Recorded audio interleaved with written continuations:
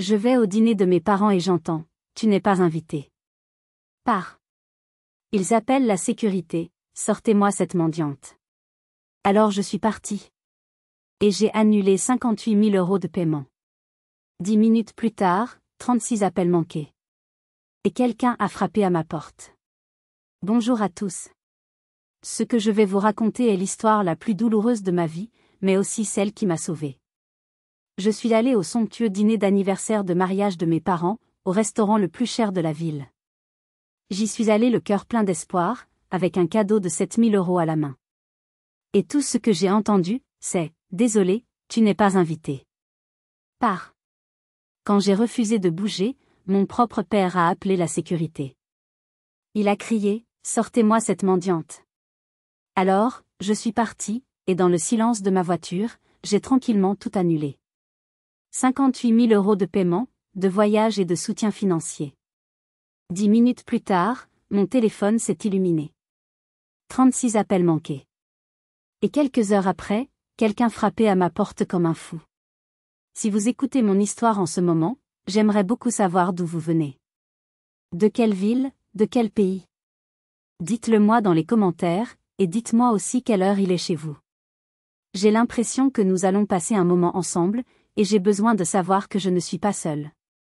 Vous ne croirez jamais à quel point la trahison peut être profonde. Mon nom est Aurélie. J'ai 31 ans. Et je suis le vilain petit canard de la famille Lambert.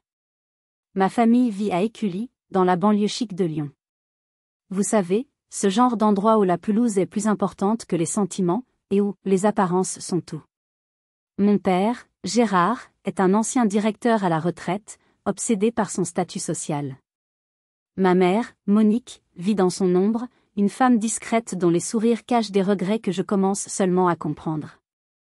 Dans la famille Lambert, il y a 2 gagnants. Et puis il y a moi. L'aîné, c'est Maxence, le dauphin. Il travaille dans la finance, exactement comme papa l'avait décrété. Il est la fierté de mon père. Ensuite, il y a Bérénice, la perfection. Elle est chirurgienne, le rêve que ma mère n'a jamais pu réaliser. Elle est brillante, froide, et intouchable. Et puis il y a moi. Aurélie. La créative. Celle qui a choisi le marketing digital. Quand j'ai annoncé mon choix d'études, le silence à table était assourdissant. Ton petit jeu sur ordinateur, c'est comme ça que mon père appelait ma passion. Pour eux, ce n'était pas un vrai métier. Ce n'était pas respectable. J'ai quitté la maison à 18 ans. J'ai vécu dans un 9 mètres carrés insalubre à Guillotière, enchaînant 3 petits boulots pour payer mes études, mangeant des pâtes au beurre pendant des semaines. Pendant ce temps, Maxence et Bérénice avaient leurs appartements payés, leurs voitures de fonction, leurs avenirs tracés. Je n'ai jamais rien demandé. Pas un centime. Aujourd'hui, j'ai 31 ans. Mon petit jeu sur ordinateur est devenu Lyon Digital, une agence de marketing florissante installée dans le quartier moderne de Confluence. Nous avons des clients internationaux. Je gagne plus que Maxence et Bérénice réunis. Mais pour ma famille, rien n'a changé. Au dîner de Noël, papa présente fièrement Maxence, mon fils, banquier d'affaires. Bérénice, ma fille, chirurgienne. Et puis, il se tourne vers moi avec un petit soupir, et Aurélie. Elle travaille, dans l'Internet. La vérité? Pendant des années, j'ai cru que le succès serait ma revanche. J'ai cru que si je gagnais assez d'argent, ils seraient bien obligés de me respecter. Pire encore, au fond de moi, je pensais que je pouvais acheter leur approbation, acheter leur amour. Quelle idiote j'ai été. J'ai commencé à les aider financièrement. En secret. Je pensais que l'argent pouvait panser les blessures. Je pensais que la générosité pouvait forcer le respect. Alors, quand ils ont commencé à parler de leurs 40 ans de mariage, j'ai vu une opportunité. Une dernière chance. J'ai décidé de faire un geste magnifique, un geste si grand qu'ils ne pourraient pas l'ignorer. Un geste qui, je le pensais, allait enfin tout changer. Mais je ne savais pas que je ne faisais que me jeter dans un piège. Un piège tendu non seulement par mes parents, mais par la personne en qui j'avais le plus confiance. Ma tentative d'acheter l'amour de ma famille n'était pas nouvelle. C'était un système que j'avais mis en place depuis 3 ans. Un système secret, méticuleux, et incroyablement naïf. D'abord, il y avait mes parents. Quand mon père a pris sa retraite anticipée, officiellement, par choix, officieusement parce que sa société se restructurait, leur train de vie fastueux est devenu intenable. La grande maison d'Écully, avec son jardin impeccable, coûtait une fortune. Mais vendre?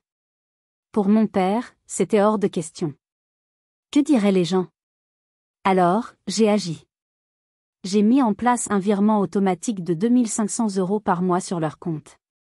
Je leur ai dit que j'avais découvert une vieille assurance vie de mon grand-père qui générait des intérêts. Ils ne m'ont même pas posé de questions. Ils ont juste accepté l'argent. 30 000 € par an, juste pour maintenir les apparences. Ensuite, il y avait Bérénice, ma sœur, parfaite. Il y a 1 an, elle voulait acheter un appartement somptueux dans le 6e arrondissement, le quartier le plus cher de Lyon. Mais même avec son salaire de chirurgienne, elle n'avait pas l'apport. Je l'ai entendue se plaindre au téléphone. Alors, j'ai contacté mon avocat. J'ai monté un prêt à taux zéro anonyme via une société écran. 40 000 € tombés du ciel. Elle l'a accepté sans sourciller, persuadée que l'univers récompensait son excellence. Et puis, il y avait Maxence, mon frère. Son divorce avait été un désastre financier. Il avait accumulé plus de 70 000 € de crédit à la consommation pour maintenir son train de vie pendant la procédure. Il risquait la saisie. J'ai racheté sa dette via une société tierce, qui lui a ensuite proposé un plan de remboursement si dérisoire que c'était comme une annulation. Il s'est vanté d'être un négociateur hors pair. J'étais devenue la banquière secrète de la famille Lambert. Et j'étais épuisée. Le 40e anniversaire de mariage de mes parents approchait. Ils voulaient fêter ça en grand, pour impressionner leur cercle social. Ils avaient choisi le Belvédère d'Or, le restaurant le plus exclusif de Lyon, perché sur la colline de Fourvière, avec une vue imprenable sur toute la ville. Un endroit où le prix du menu équivaut à un SMIC. Bien sûr, ils n'en avaient pas les moyens. J'ai entendu ma mère pleurer au téléphone avec mon père, craignant de devoir se contenter d'un simple dîner à la maison. Alors, j'ai encore cédé. J'ai appelé la coordinatrice de l'événement, Amanda. Je me suis présentée comme une amie de la famille, souhaitant contribuer anonymement. J'ai payé la moitié de la facture totale. 18 000 €. Mais cette fois, quelque chose était différent. Il y a 2 semaines, j'ai signé le plus gros contrat de l'histoire de mon agence. Un contrat qui allait faire la couverture des magazines économiques. J'étais tellement heureuse que j'ai fait quelque chose d'inhabituel, j'ai appelé Bérénice pour partager la bonne nouvelle. Elle a été étrangement silencieuse, me félicitant d'un ton monocorde avant de raccrocher précipitamment. Quelques jours plus tard, je suis passée à l'improviste à Écully pour déposer des fleurs. La porte d'entrée était entr'ouverte. J'ai entendu des chuchotements venant de la cuisine. C'était maman et Bérénice. Elle va être insupportable, disait Bérénice, sa voix tranchante. Tu l'imagines? Elle va arriver à la fête, parler de son gros contrat, elle va monopoliser toute l'attention. Ce sera le Aurélie Show, point. Il y eut un silence. Puis la voix de ma mère, faible, mais, c'est ses 18 000 €, Bérénice. Et alors, coupa ma sœur. C'est la moindre des choses après toutes ces années où elle n'a rien fait. Maman, c'est VOS 40 ans. C'était à soirée. Tu ne vas pas la laisser tout gâcher, n'est-ce pas? Tu dois gérer ça. Dis-lui qu'il y a une erreur, que c'est complet, n'importe quoi. Mon sang s'est glacé. J'ai reculé doucement, sans faire de bruit, et je suis retournée à ma voiture, les fleurs toujours à la main. J'ai passé les jours suivants dans un brouillard. Il ne pouvait pas vraiment m'exclure. Bérénice était juste jalouse. Maman ne ferait jamais ça. C'était une erreur. Je me suis accrochée à cette idée. J'ai continué à préparer mon cadeau, le vrai cadeau que je voulais leur offrir en personne, une croisière de luxe sur le Danube, tous frais payés. 7 000 €. Le soir de la fête, je me suis préparée. J'ai mis ma plus belle robe, une robe qui criait le succès que j'avais si durement gagné. J'ai pris la boîte contenant les billets pour la croisière. Je me suis regardée dans le miroir. J'étais terrifiée. Mais j'y suis allée quand même. Je conduisais vers Fourvière, la boîte cadeau sur le siège passager, en espérant toujours, désespérément, un miracle. La montée vers Fourvière est toujours spectaculaire. En contrebas, Lyon scintillait comme un tapis de diamants. La basilique, illuminée, veillait sur la ville. C'était un décor de carte postale, un décor conçu pour impressionner. Le belvédère d'or était au sommet, un écrin de verre et de marbre. Le voiturier a pris ma voiture. J'ai lissé ma robe, serré la boîte cadeau contre ma poitrine, et j'ai avancé. J'étais en avance de 30 minutes. Le début officiel était à 20h. Il était 19h30. Je voulais arriver avant tout le monde, peut-être pour avoir un moment calme avec mes parents, pour leur donner mon cadeau avant que le tumulte ne commence. Une hôtesse élégante m'a accueilli avec un sourire professionnel. Bonsoir madame, bienvenue au belvédère d'or. Bonsoir, ai-je répondu en souriant, sentant mon cœur battre la chamade. Je suis ici pour l'anniversaire de la famille Lambert. Je suis Aurélie Lambert. Le sourire de l'hôtesse s'est figé. Elle a baissé les yeux vers sa tablette, a fait défiler quelque chose. Son malaise était palpable. Lambert, répéta-t-elle. Elle releva les yeux, son sourire professionnel remplacé par une expression de pure gêne. Je suis infiniment désolée, madame. Mais votre nom ne figure pas sur la liste des invités. Un froid glacial m'a envahi. Pardon? Mais, c'est impossible. Ce sont mes parents. Gérard et Monique Lambert. Je suis leur fille. J'ai tenté un petit rire, mais le son est sorti comme un étranglement. Il doit y avoir une erreur. Je suis navrée, dit-elle, visiblement mal à l'aise. La liste a été finalisée par Madame Lambert elle-même ce matin. Vous n'y êtes pas. Non, non. J'ai secoué la tête, le déni m'envahissant. Et c'est là que j'ai regardé par-dessus son épaule. À travers les grandes portes vitrées du salon privé, je pouvais les voir. Tous. Ils étaient tous là. Mon père, Gérard, dans son smoking, riant aux éclats, une coupe de champagne à la main. Ma mère, Monique, rayonnante dans une robe argentée, papotant avec des amis. Maxence et Bérénice, debout côte à côte, l'air suffisant. Il y avait au moins 30 personnes. 30 personnes qui riaient et buvaient du champagne. À 19h30. Alors que la fête était censée commencer à 20h. Ils n'avaient pas seulement omis mon nom. Ils avaient avancé l'heure de la fête pour être sûrs que je n'arrive qu'une fois tout le monde installé. Pour être sûr que mon arrivée soit une interruption. Une humiliation. Ce n'était pas une erreur. C'était un plan. La conversation que j'avais entendue. Bérénice avait gagné. L'hôtesse me regardait avec pitié. Madame, peut-être devriez-vous les appeler? Mon sang n'était plus glacé. Il bouillait. Non, ai-je dit, ma voix soudainement ferme. Je vais leur parler moi-même. J'ai ignoré l'hôtesse qui tentait de me retenir. Madame, je ne peux pas vous laisser entrer. Je l'ai contournée et j'ai poussé les portes vitrées. Le son des conversations s'est arrêté net. Comme si on avait appuyé sur un bouton, mute. 30 perdieux se sont tournés vers moi. Le silence était total. Le sourire de ma mère s'est évaporé. Elle est devenue livide. Elle a attrapé le bras de mon père. Mon père s'est retourné. Son visage jovial s'est durci comme de la pierre. J'ai vu la surprise, puis l'agacement, puis une fureur froide. Aurélie, a-t-il dit, sa voix basse et menaçante. Que fais-tu ici? Je me tenais là, au milieu de la salle, la boîte cadeau ridicule serrée dans mes mains. C'est votre anniversaire. Je suis venue vous voir. Vous fêtez ça. Ma voix tremblait.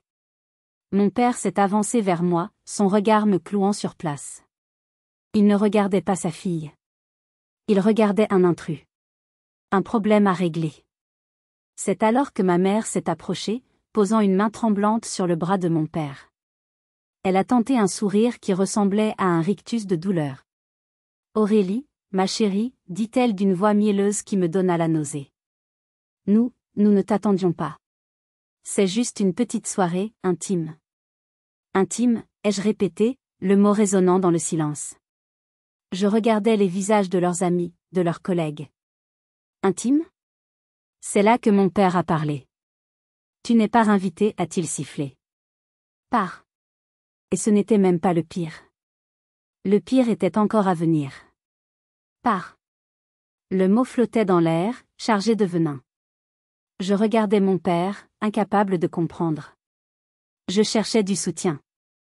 J'ai regardé Maxence. Il étudiait intensément ses chaussures vernies. J'ai regardé Bérénice. Elle avait un petit sourire en coin. Un sourire de victoire. Elle avait gagné. Je ne comprends pas, ai-je bégayé, la honte commençant à me brûler le visage. Je sentais tous les regards sur moi. J'étais le spectacle. C'est pourtant simple, dit mon père, sa voix montant d'un cran, appréciant clairement son public. Nous ne voulons pas de toi ici. Tu n'es pas la bienvenue. Le désespoir m'a rendu stupide. J'ai brandi la boîte cadeau comme un bouclier. Mais, j'ai un cadeau. Et j'ai aidé. J'ai aidé à payer pour cette fête. C'était l'erreur fatale. Mentionner l'argent. En public. Le visage de mon père est passé du rouge au violet. Pour un homme comme Gérard Lambert, obsédé par l'honneur et les apparences, parler d'argent de cette façon était l'ultime humiliation. C'était vulgaire. C'était révéler qu'il n'avait pas les moyens de son train de vie. Je n'avais pas seulement interrompu sa fête. Je l'avais humilié publiquement. L'argent, a-t-il hurlé, sa voix résonnant contre le marbre. Tu oses venir ici, non invité, et parler d'argent? Tu crois que tu peux tout acheter avec ton argent sale d'Internet? Gérard, calme-toi, a murmuré ma mère, terrifiée. Mais il était trop tard. Il était hors de contrôle. Tu n'es qu'une source d'embarras, a-t-il crié. Et puis, il a fait la chose. L'acte irréparable. Il s'est tourné vers l'entrée où se tenait le personnel de sécurité, qui observait la scène, mal à l'aise. Sécurité, a-t-il beuglé. Sécurité, ici. Un homme grand et massif, en costume noir, s'est approché prudemment. Monsieur Lambert, un problème? Mon père m'a pointé du doigt. Un doigt tremblant de rage. Sortez-moi cette mendiante. Le mot. Mendiante. Le silence qui a suivi était total, absolu. On aurait pu entendre une épingle tomber. Le garde de sécurité lui-même était choqué. Monsieur, c'est votre fille, n'est-ce pas? C'est une intruse, a hurlé mon père. Elle n'a rien à faire ici. Elle vient mendier de l'attention. Dehors. J'étais paralysée. Je ne pouvais plus respirer. Mendiante. Moi, qui avais payé pour le champagne qu'il tenait à la main. Moi, qui payais l'hypothèque de sa maison. J'ai regardé ma mère, une dernière fois. Un appel muet. Elle a détourné les yeux. Elle s'est retournée et a commencé à ajuster nerveusement la chui NGC très autour de son cou. Elle m'avait abandonné. Ils m'avaient tous abandonné. Une dignité froide m'a envahi. Je me suis redressée. J'ai regardé le garde de sécurité. Ce ne sera pas nécessaire, ai-je dit, ma voix étonnamment calme. Je pars. J'ai fait un pas, puis je me suis arrêtée. J'ai regardé la boîte cadeau ridicule dans mes mains. La croisière sur le Danube. Je me suis approchée d'une table, je l'ai posée doucement. Puis je me suis tournée vers mon père. Joyeux anniversaire, papa. Je me suis retournée et j'ai marché vers la sortie. La tête haute. Je n'allais pas leur donner la satisfaction de me voir courir. Chaque pas était une agonie. Le silence dans mon dos était un poids physique. J'ai traversé le hall, j'ai passé l'hôtesse qui me regardait avec des yeux ronds de pitié. Les portes se sont ouvertes. L'air frais de la nuit m'a frappé au visage. Je n'ai pas pleuré. Pas encore. J'ai attendu que le voiturier m'apporte ma voiture. Je lui ai donné un pourboire de 20 €. Je me suis assise derrière le volant de mon Audi. J'ai fermé la portière. Et c'est là que j'ai hurlé. J'ai hurlé de douleur, de rage et d'humiliation, jusqu'à ne plus avoir de souffle. C'était à deux, c'était l'humiliation publique absolue. Devant 30 personnes, être traitée de « mendiante » par mon propre père. Dites-moi honnêtement. Que auriez-vous fait à ma place? Seriez-vous parti en pleurant? Auriez-vous fait un scandale? Ou auriez-vous fait ce que j'ai fait? Dites-le moi dans les commentaires, parce que ce qui s'est passé ensuite a changé les règles du jeu pour toujours. Assise dans ma voiture, sur le parking de Fourvière, regardant le restaurant illuminé, la douleur a commencé à s'estomper. Elle a été remplacée par une clarté froide.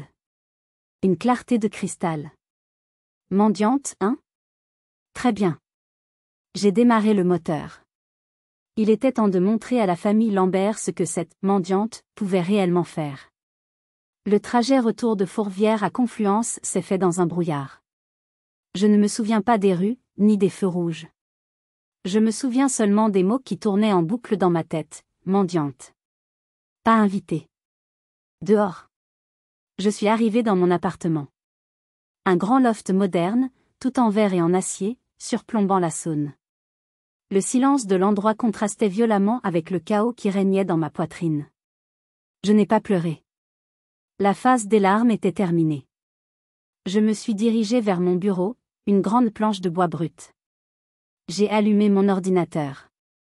Puis je suis allée à la cuisine, j'ai ouvert une bouteille de Saint-Véran bien frais, et je me suis servi un grand verre.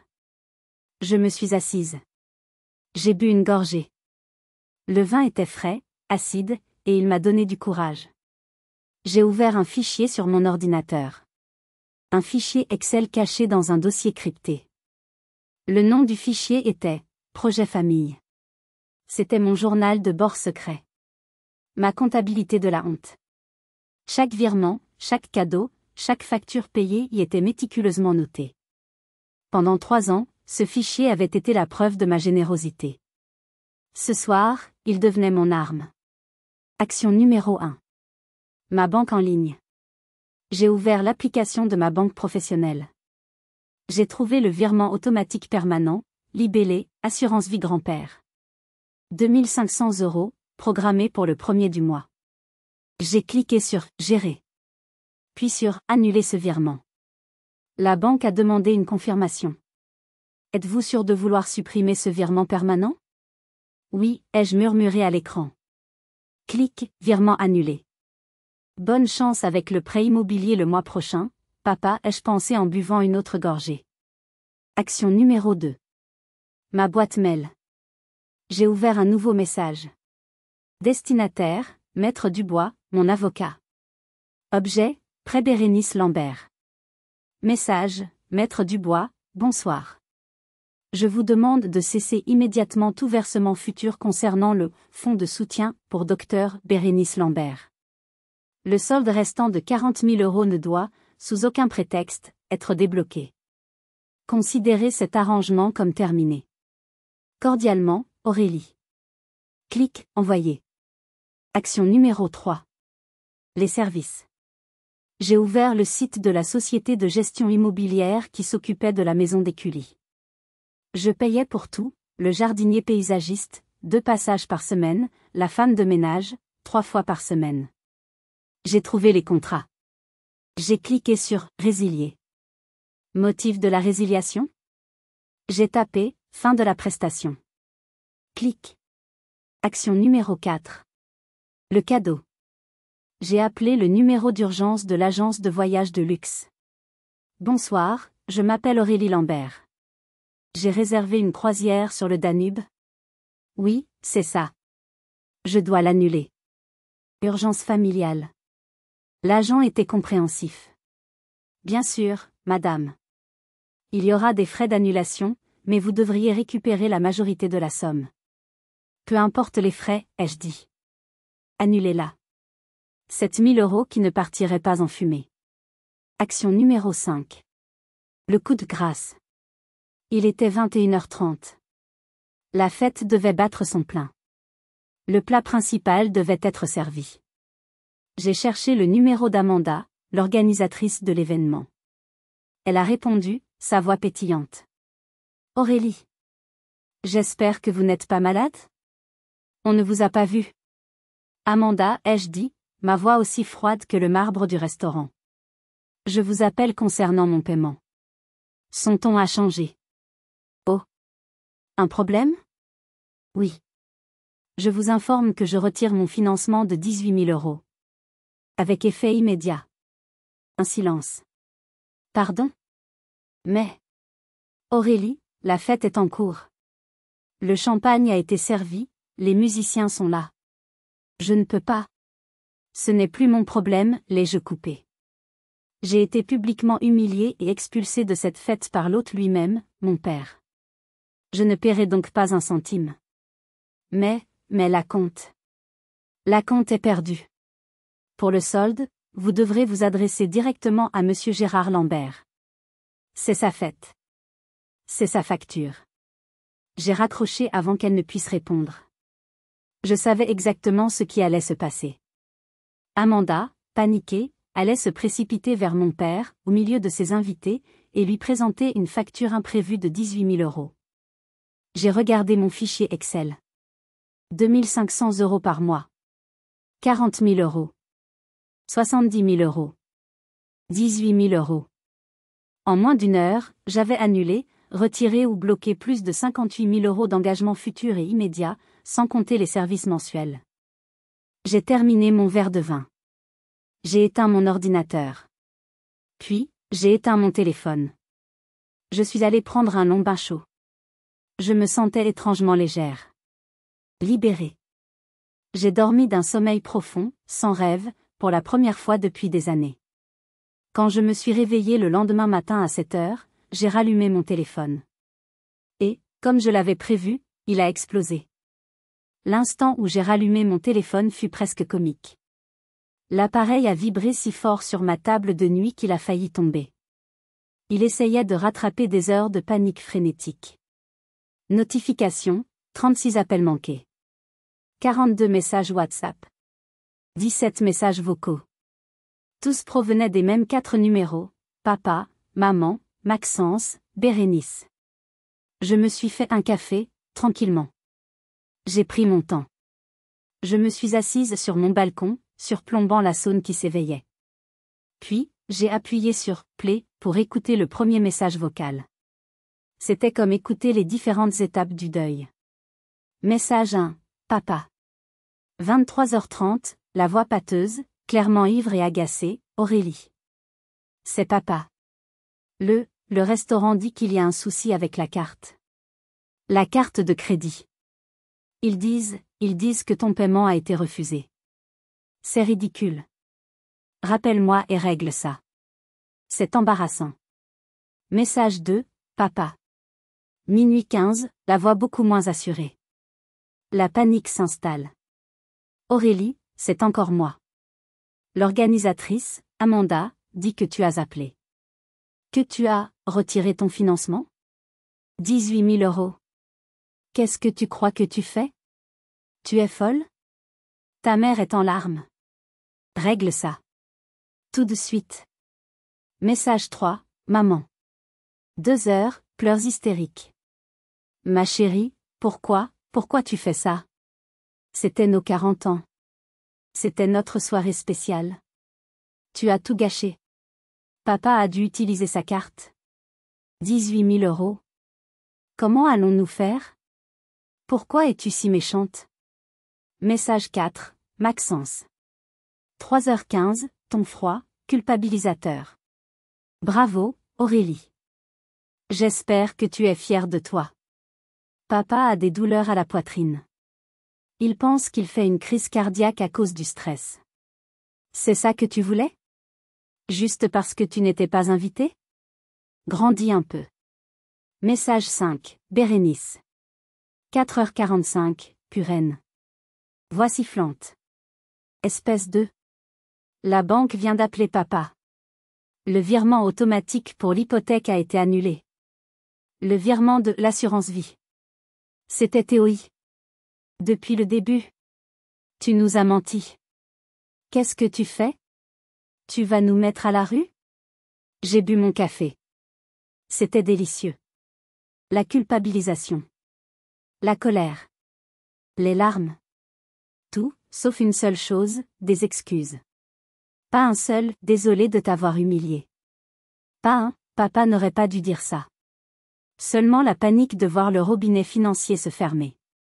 Je me suis préparée et je suis partie au travail. J'avais une entreprise à diriger, des employés à payer, des clients à satisfaire. Ma vie ne s'arrêtait pas à cause de leur drame. À 10 heures, mon téléphone de bureau a sonné. C'était ma cousine, Léonie, celle qui était présente à la fête. Aurélie, tu vas bien? Sa voix était prudente. Je vais bien, Léo. Mieux que jamais, en fait. Mon Dieu, hier soir, c'était horrible. Ce que ton père a dit. Je sais. Mais il y a autre chose, dit-elle, hésitante. Après que tu sois parti, l'ambiance était funèbre. J'étais aux toilettes et j'ai entendu ta mère et Bérénice parler. Ta mère pleurait, elle disait, on n'aurait jamais dû faire ça, c'est allé trop loin. Et Bérénice? Aurélie, Bérénice était furieuse. Elle a dit, c'est sa faute. Je lui avais dit de ne pas venir. J'ai même oublié, exprès de lui envoyer le carton d'invitation, elle aurait dû comprendre le message. Elle n'est venue que pour se vanter de son nouveau contrat. J'ai fermé les yeux. Ce n'était donc pas seulement une manipulation de ma mère. C'était un sabotage actif de ma sœur. Elle avait exprès oublié l'invitation. Merci de me le dire, Léonie, ai-je dit, ma voix calme. Aurélie, ils sont paniqués. Ils disent que tu leur as coupé les vivres. Ils voient juste, ai-je répondu. Je dois y aller, Léo. On se parle bientôt. J'ai raccroché. La dernière once de culpabilité que j'aurais pu ressentir venait de s'évaporer. La journée s'est poursuivie. Mon téléphone vibrait sur silencieux. Je l'ignorais. À 16 heures, ma réceptionniste a appelé mon bureau. Aurélie? Il y a, un homme dans le hall. Il dit qu'il est votre père. Il n'a pas de rendez-vous. J'ai soupiré. Dites-lui que je suis en réunion. 5 minutes plus tard. Aurélie, il refuse de partir. Il hausse la voix. Il dit qu'il ne bougera pas tant qu'il ne vous aura pas vu. J'ai regardé par la fenêtre de mon bureau. Confluence était calme. Mon bureau était calme. Très bien, ai-je dit. Faites-le entrer. La porte de mon bureau s'est ouverte quelques secondes plus tard. Ce n'était pas le patriarche fier et arrogant de la veille. C'était un homme des faits. Ses yeux étaient injectés de sang. Sa cravate était de travers. Il avait l'air vieux. Tu? A-t-il commencé, la voix tremblante de rage. Tu as tout détruit. Je me suis levée, je l'ai regardé droit dans les yeux, de l'autre côté de mon grand bureau en chêne. Et j'ai dit la seule chose qui comptait. Non, papa. C'est toi. C'est toi qui as tout détruit. Il est resté planté au milieu de mon bureau, désemparé. Mon bureau. Mon territoire. Ma forteresse. C'était la première fois qu'il venait dans les locaux de Lyon Digital. L'ironie était presque douloureuse. Il n'était pas venu pour me féliciter, il était venu pour exiger. La banque nous harcèle, a-t-il crié, retrouvant un peu de sa contenance. Le paiement de l'hypothèque. Et les services. Le jardinier a appelé ce matin, disant que le contrat était résilié. Tu te rends compte du ridicule? Tu vas nous obliger à vendre la maison? Et alors, ai-je répondu calmement. Je suis resté debout, les mains posées à plat sur mon bureau. Je ne crierai pas. Je n'en avais pas besoin. Il m'a regardé comme si je venais de le gifler. Et alors? C'est la maison de notre famille. C'est ton héritage. Mon héritage? J'ai ri. Un rire sec, sans joie. Mon héritage, c'est d'être traitée de mendiante devant 30 de vos amis? Mon héritage, c'est de payer pour une fête à laquelle je ne suis pas invitée? Non, merci. C'était la colère qui parlait, s'est-il défendu. Tu m'as humilié. Tu as parlé d'argent. Et vous m'avez renié, ai-je rétorqué. C'est mon lieu de travail, papa. Vous n'avez pas rendez-vous. Vos problèmes financiers ne sont plus les miens. Veuillez partir. Tu ne peux pas me parler comme ça. Je suis ton père. Tu dois rétablir ces paiements. Je ne dois rien du tout, ai-je dit, ma voix devenant aussi froide que l'acier. Je ne suis pas votre banque. Je suis votre fille. Ou du moins, je l'étais. Maintenant, partez, ou j'appelle la sécurité. Le mot « sécurité » l'a frappé. J'ai vu la réalisation dans ses yeux. J'utilisais ses propres armes contre lui. Il a ouvert la bouche pour protester, mais à cet instant précis, l'interphone a sonné. C'était ma réceptionniste, sa voix paniquée. Aurélie. Je suis désolée, mais, votre mère est là. Et votre frère. Et votre sœur. Ils sont tous dans le hall.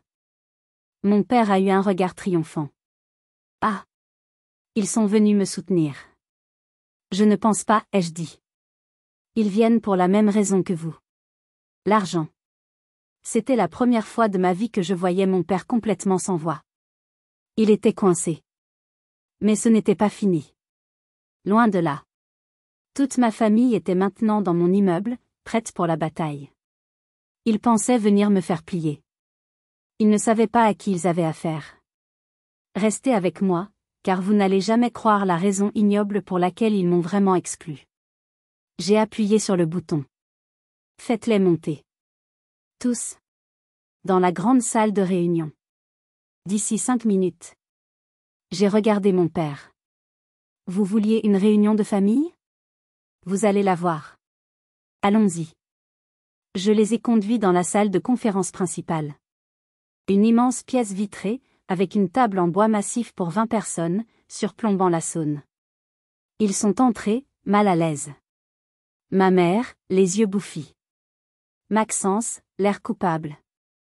Bérénice, la mâchoire serrée, défiante. Je suis restée debout en bout de table. J'ai croisé les bras. Vous vouliez me voir. Je vous écoute. Ce fut Bérénice qui prit la parole en premier. Toujours la plus agressive. Franchement, Aurélie, c'est pathétique, dit-elle d'un ton méprisant. Tu agis comme une enfant gâtée. Tu fais un caprice. J'ai tourné la tête lentement vers elle. Un caprice? C'est comme ça que tu appelles ça, Bérénice? Je me suis approchée d'elle. Moi, j'appelle ça des conséquences. Tu pensais que j'étais stupide? Tu pensais que je n'avais pas entendu ta conversation avec maman il y a 2 semaines? Tu pensais que je ne savais pas que c'est Théoï qui a tout manigancé? Le visage de Bérénice est devenu blême. Monique a eu un hoquet de surprise. Quelle conversation? Maxence fronçait les sourcils. De quoi elle parle, Bérénice? Tu veux que je le dise à tout le monde, ai-je demandé à ma sœur, ma voix basse. Tu veux que je leur dise comment tu as oublié mon invitation? Comment tu as dit à maman que je viendrais juste pour me vanter et voler la vedette? Bérénice était piégée. Le silence dans la salle était assourdissant. Et c'est là que ma mère s'est effondrée. Si vous êtes arrivé jusqu'ici, laissez un commentaire pour nous dire ce que vous auriez fait à la place d'OP. Vous pouvez aussi écrire simplement le chiffre 1 pour montrer que vous suivez encore. Et dites-nous, vous regardez cette histoire depuis quelle région ou quel pays? Ce n'est pas sa faute, a sangloté ma mère, s'effondrant sur une chaise. C'est moi. Tous les regards se sont tournés vers elle. Mon père la regardait, abasourdi. Monique, de quoi parles-tu? A-t-il demandé. J'avais peur, a avoué ma mère entre 2 sanglots, s'adressant à moi. Bérénice avait raison. J'avais peur que tu arrives, avec ton succès, ta confiance. J'avais peur que tu éclipses la fête. Que tous nos amis voient à quel point tu as réussi, et ils se demanderaient. Elle s'arrêta, cherchant ses mots. Ils se demanderaient quoi, maman, ai-je demandé, ma voix douce mais implacable. Ils se demanderaient pourquoi nous ne parlons jamais de toi comme nous parlons de Maxence et Bérénice, a-t-elle lâché. J'avais honte. Non, pas honte de toi. J'étais jalouse. Jalousie. Ce n'était donc pas de la honte. Ce n'était pas de la déception. C'était de la pure et simple jalousie. Mon propre succès était devenu une menace pour l'ego de ma mère. Alors, ai-je dit, le puzzle se mettant en place. Vous m'avez exclu. Vous m'avez humilié. Vous m'avez fait traiter de mendiante, parce que j'ai trop bien réussi. L'absurdité de la situation m'a frappée. Ce n'est pas que ça, a soudainement explosé Bérénice. Elle ne pouvait plus se contenir. Son visage était déformé par une rage que je n'avais jamais vue. Tu crois que c'est facile? Tu crois que c'est facile d'être la perfection? Elle s'est avancée vers moi, le doigt pointé. Moi, je suis chirurgienne. Je sauve des vies. J'ai fait 10 ans d'études. Je suis couverte de dettes. Et toi? Toi, tu joues sur ton ordinateur et tu gagnes des millions. Tu te pavanes dans ta voiture de luxe, ton appartement de riche. Elle était hors d'elle. Et le pire? Le pire dans tout ça? Sa voix s'est brisée. C'est que j'ai dû accepter ton argent. Ton putain de prêt à la con. Tu sais ce que c'est, l'humiliation? C'est de devoir de l'argent à sa petite sœur. C'est Cécilia, l'humiliation. Alors oui, j'ai menti. Oui, je ne voulais pas de toi à cette fête. Je ne voulais pas te voir te vanter de ton nouveau contrat pendant que moi, je peine à payer mes impôts. Je te déteste. Elle haletait, en larmes. La salle était plongée dans un silence de mort. Maxence la regardait, horrifiée. Mon père était livide. Bérénice venait de tout avouer. Pas seulement la jalousie de ma mère, mais la sienne, une jalousie professionnelle, financière, profonde et venimeuse. J'ai laissé le silence s'installer. Je les ai regardés, un par un. Maxence, qui avait bénéficié de 70 000 € pour effacer ses erreurs. Bérénice, qui m'insultait après avoir accepté 40 000 €. Mon père, qui m'avait appelée mendiante alors que je payais son toit. Ma mère, qui préférait me sacrifier plutôt que d'affronter ses propres insécurités. Finalement, ce fut Monique qui brisa le silence, sa voix n'étant plus qu'un murmure tremblant. Aurélie, ma chérie, s'il te plaît. Nous avons compris. Nous avons eu tort. Mais, ton père, la maison. Tu vas reprendre les paiements, n'est-ce pas? Nous ne pouvons pas survivre sans ton aide. Tous les yeux étaient rivés sur moi. C'était la question à 1 million. L'instant de vérité. Allais-je céder? Allais-je reprendre mon rôle de banquière secrète, maintenant qu'il savait tout? J'ai regardé ma mère. J'ai regardé mon père, soudainement si petit. J'ai regardé Bérénice, qui pleurait de rage et de honte. Je me suis dirigée vers la porte de la salle de réunion. Je l'ai ouverte. Puis je me suis retournée. Non. Un seul mot. Ce chapitre est terminé. Vous êtes tous des adultes. Bérénice, Maxence, vous avez de bons salaires. Il est temps pour vous de prendre le relais. J'ai regardé mon père. J'espère que vous n'aimez pas trop le jardin. Vous allez devoir apprendre à tondre la pelouse vous-même. Maintenant, sortez de mon bureau. Je les ai laissés là, au milieu de la salle de conférence, au milieu des ruines de la famille qu'ils avaient eux-mêmes détruites. J'ai fermé la porte derrière eux. Le silence qui a suivi était assourdissant. Je pensais que c'était la fin. Je pensais que je ne leur parlerais plus jamais. Jusqu'à ce que, 2 semaines plus tard, mon téléphone sonne. C'était Maxence. Et sa voix était différente. Pendant 2 semaines, ce fut le silence radio. Un silence total, assourdissant. J'imagine qu'ils ont dû se démener. Ils ont dû vider leur compte épargne, peut-être contracter des prêts.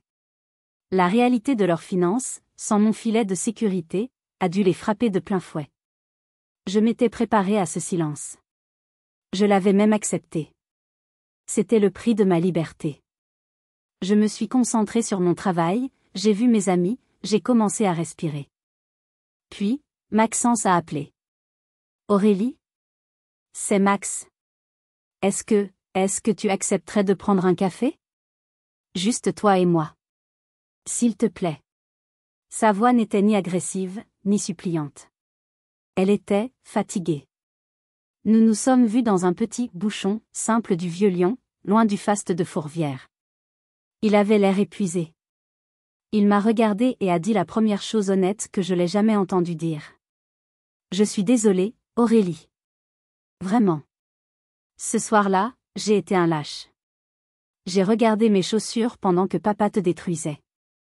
J'ai hoché la tête, attendant.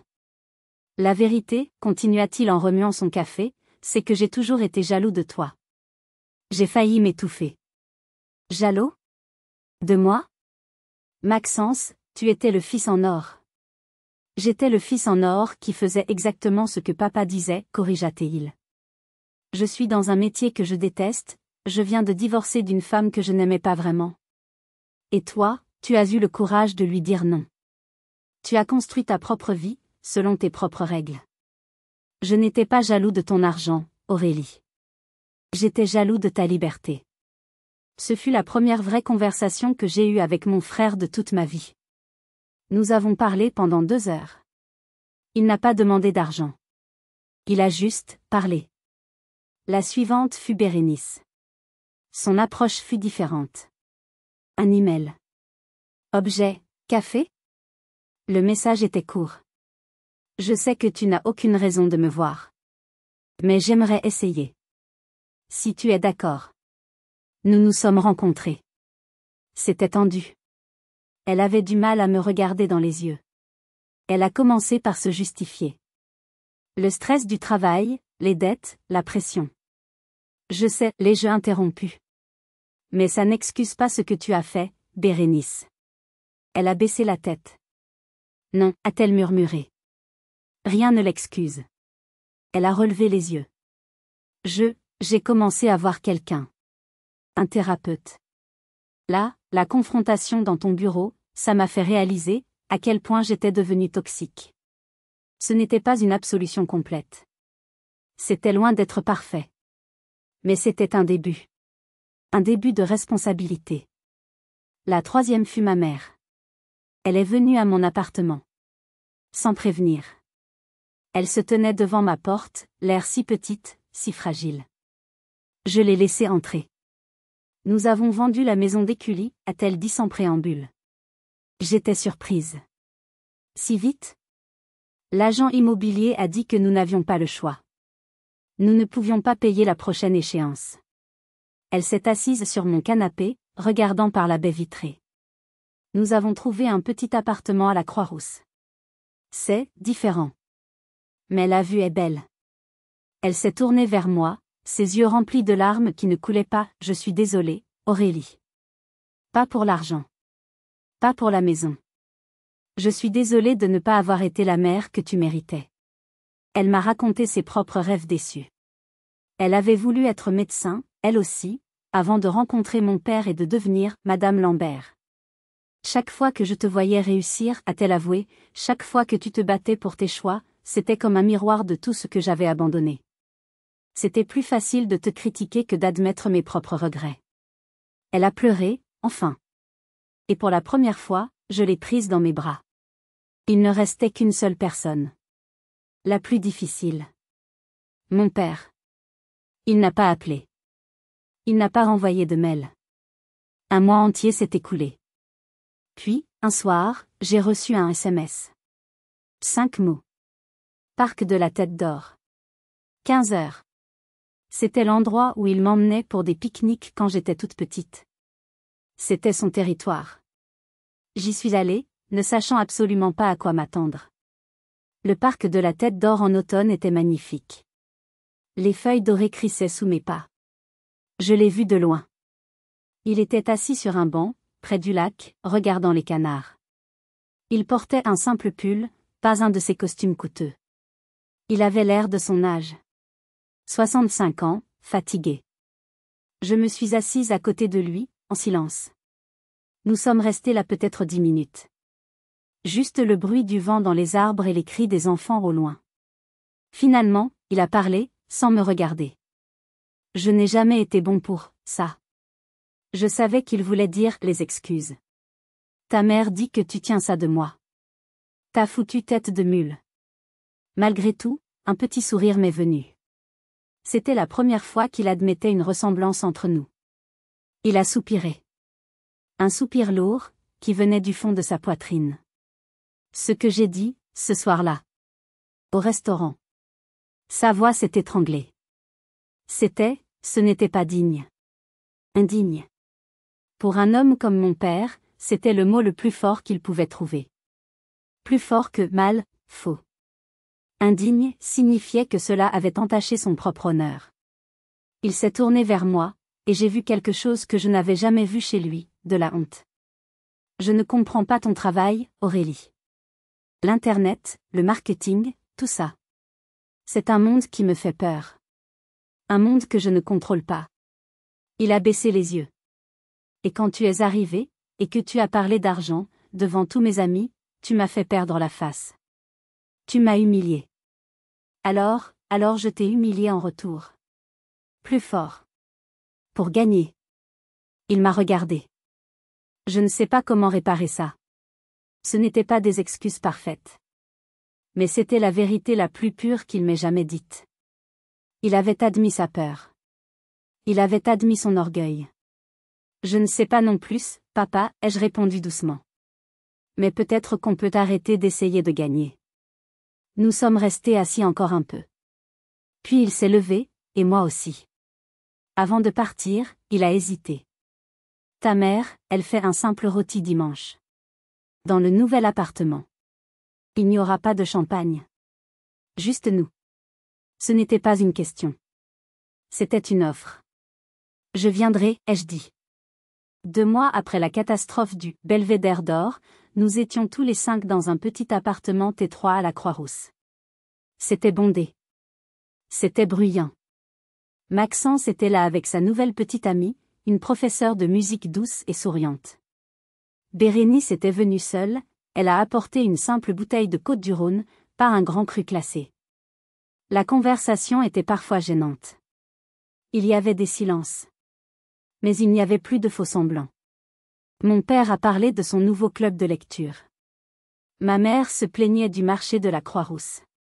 Bérénice a parlé d'un patient. Maxence a parlé de musique. Et moi? J'ai parlé de mon travail. Et pour la première fois, ils ont écouté.